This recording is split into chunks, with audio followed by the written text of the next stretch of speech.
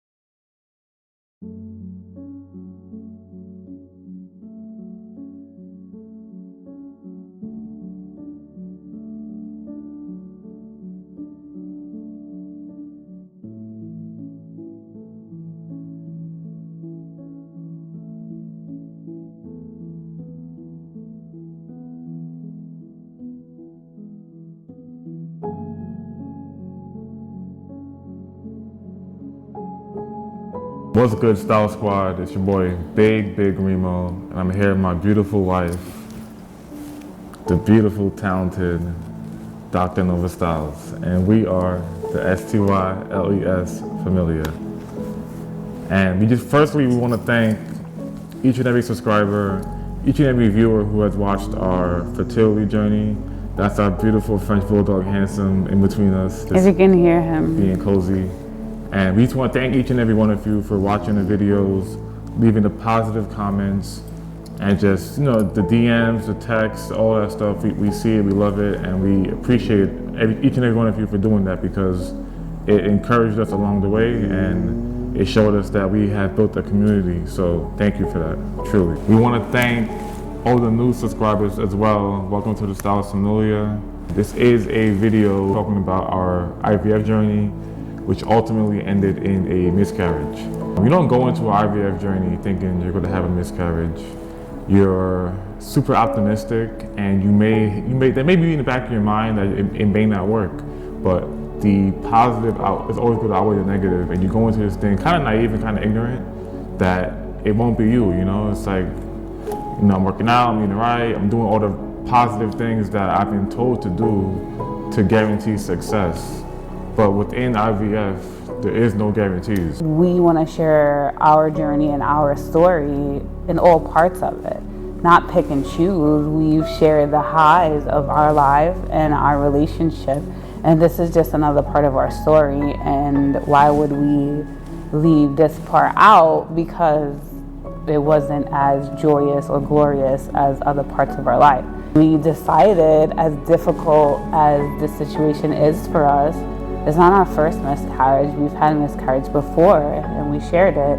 And we said, let's still share it. Let's not keep our story behind the camera in private. And we could have very much have done that and kept it with ourselves and our family and friends. We wanted to share because our story could help one person, and if it does only help one person, then we have done our part. We did go back and forth about, should we share it, should we not share it, and then we said to each other, we're transparent with everything else. Why would we hold this back? If you watched our entire journey, it was a journey. It wasn't a very pretty journey, right? There was a lot happening. We wanted to share it because you don't see that. And another reason why people may not share their journeys, because it could end in a situation like this. We wanted to share because this is a part of us, this is a part of our story, and who would we be to hide that part and not be transparent as we always are. We wouldn't be authentically us if we didn't continue to be transparent and share the things that we share. And as difficult as this has been for us, especially to experience it in real time and then continue to relive it over and over again, it's extremely difficult. We did it, and we are trying to get through. I think it's a process that is ongoing, you know. It's not something that we wake up one day and say, hey, we're over it, you know. It's something that we think about constantly, but it's something that we are working through together, individually, and just trying to get through it. So, and you know, thank you for all the positive comments too. We definitely appreciate that, and we see that. And again, like my wife said, if we even helped one person with this, like one couple even, that's all we ever wanted out of this, you know what I'm saying? So that brings us so much joy even in this darker moment, you know. For us to put this out there is definitely difficult, but the fact that it can do so much good a year from now, 10 years from now, who knows, you know, it can do so much good. It's just that we had to do it, you know what I'm saying? There's just no other way.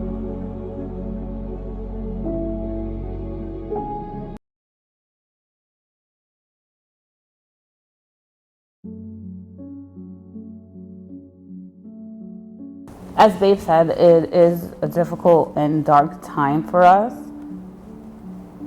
A miscarriage isn't just you're not pregnant anymore. It's a death.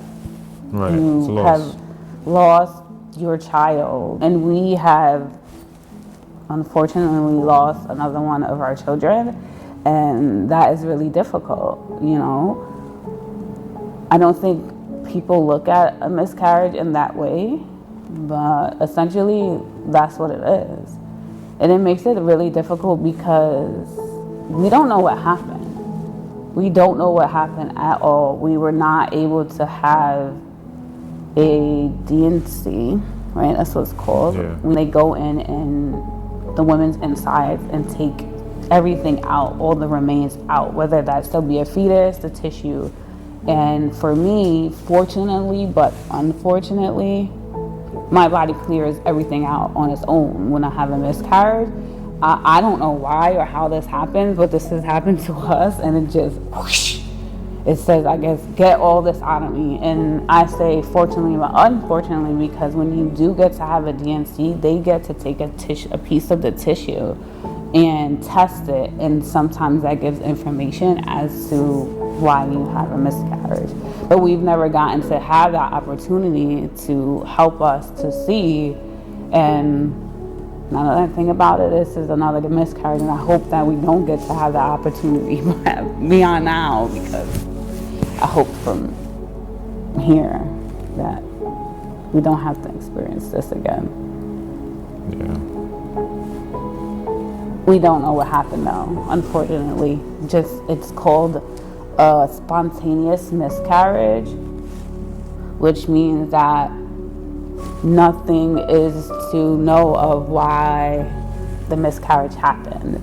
And most of the time that is the way things happen with a miscarriage, unless maybe you have an ectopic pregnancy and then you might have a miscarriage because of that, or the pregnancy was in another place that wasn't supposed to be, so more than likely you may have a miscarriage because of that. The pregnancy was in a place where it was supposed to be.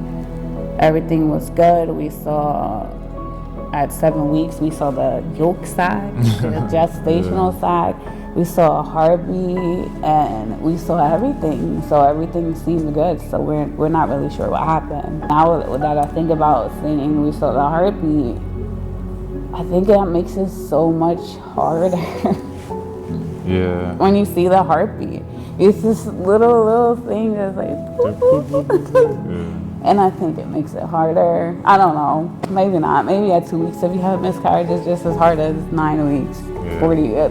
I don't know. It's really difficult to be almost to what they would call the threshold of being okay after the first trimester, to almost being there to going in and them not seeing anything, because that's what happened.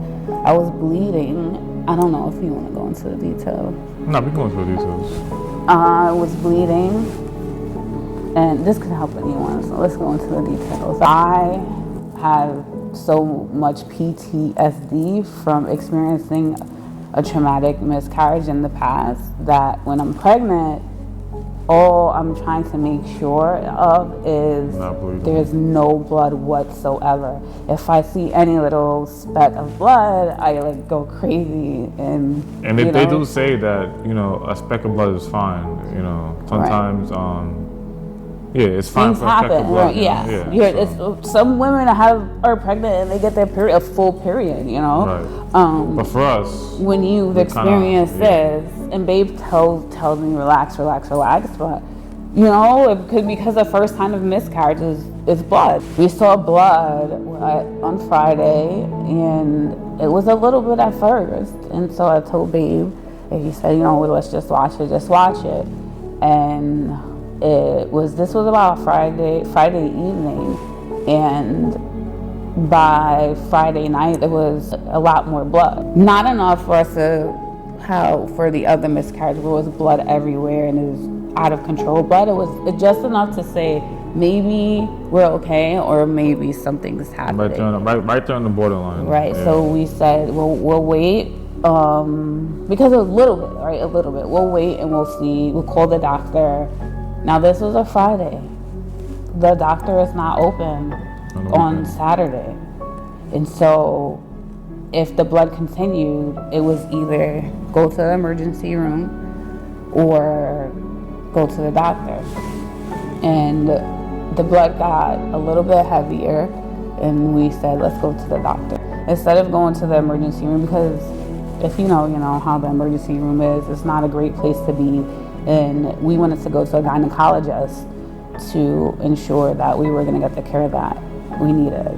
And we did it, and we had a vaginal ultrasound, and unfortunately, because it wasn't our regular doctor that we were going to, Babe couldn't go in the room with me.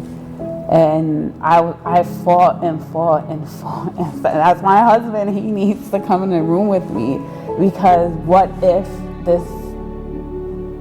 the thing that's happening is what we think is happening, and I don't want to be in there alone, you know. But they refused to let him in, and at that point it wasn't the time for us to decide let's go to the hospital. You know, we needed to see a doctor right away, and they wouldn't let him in. So unfortunately I had to go in the room by myself. The doctor was very nice and very caring, but to go into the doctor's office to find out if your baby is still there or not alone is really difficult.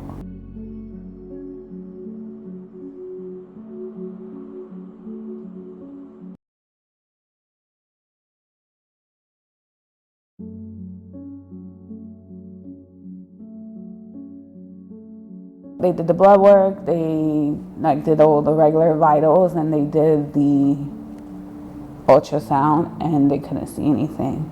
And so if you go into like a first ultrasound kind of situation, that might be okay, but to go from an ultrasound a week before to seeing a heartbeat to not seeing anything, then you know, like, that's it. And so she said she didn't see anything, and the blood meant, you know, it's probably passing everything.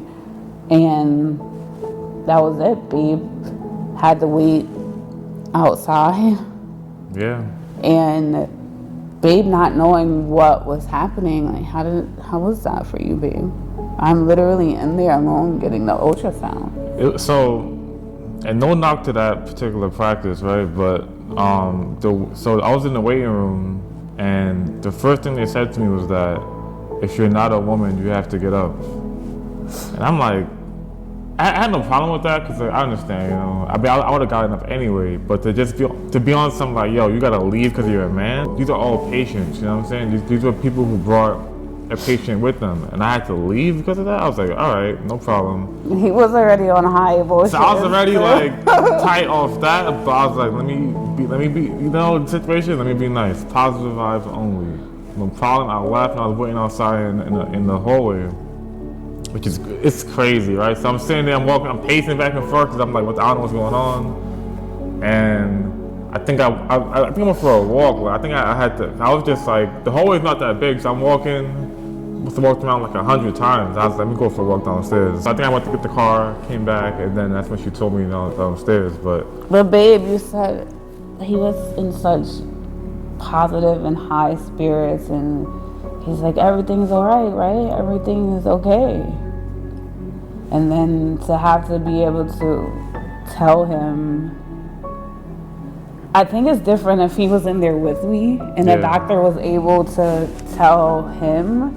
But now I had to experience that alone, and then had to go to my husband and then tell him and re-experience it again. And literally we were in the car, and you saw, I think in the previous video, we were in the car, and I just told Babe. I had to go from that alone to go tell Babe, and it was over for both of us after that. yeah, We both just broke down. It hit us.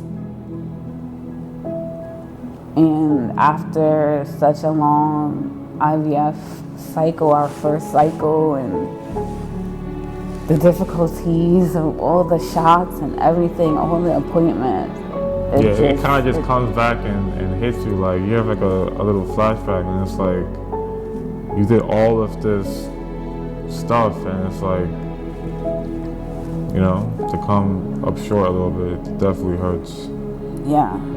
To come out with not having your blessing that you put all this work in for is probably one of the most difficult things a person will ever go through.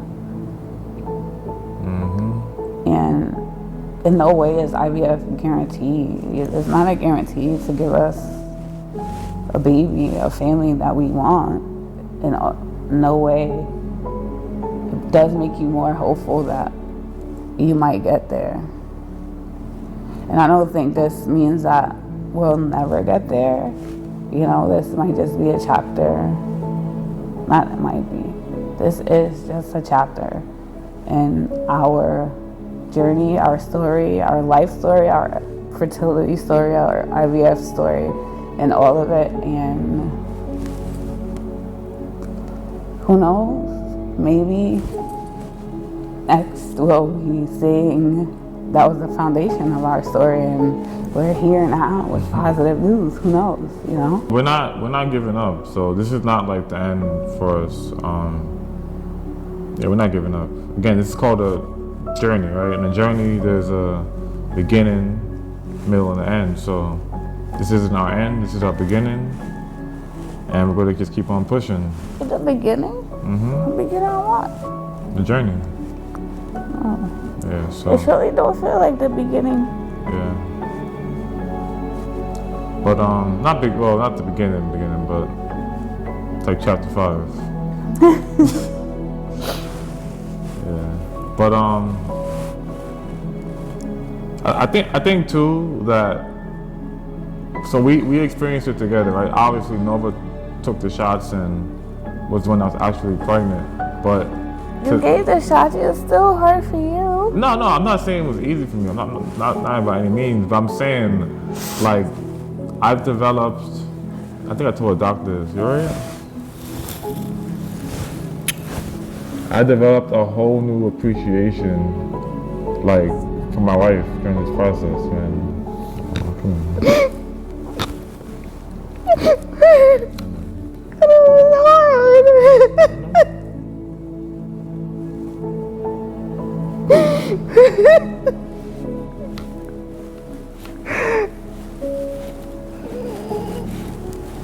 It's never gonna happen at all.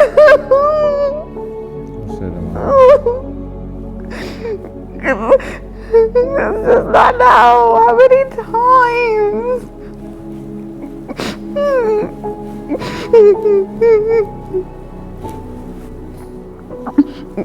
I got you.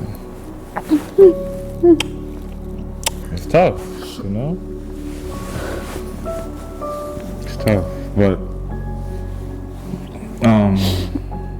nah, I just appreciate you like more, you know? Like I've always loved you, you know what I'm saying? And I love you, but I have a new level of respect for you, you know? And I don't think I could have gone through that, you know what I'm saying? So when I see her, I just like, wow, man, this woman is amazing. Thank you. Like, you can do anything, man, for real. Like, Oh, you're amazing. You're the one who helped me. You're the one who hold me. You're the one who do everything. And make sure I take all the shots and make sure I'm not hurting and rubbing my butt with a progesterone.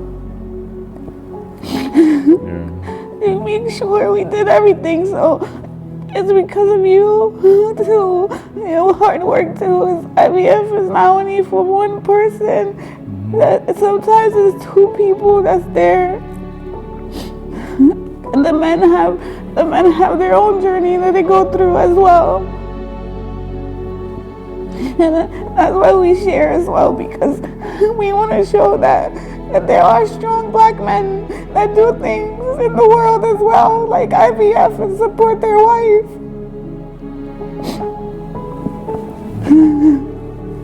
Thank you, baby. I got you. Okay, that's enough. Okay, count them by. I'll let you know what's next.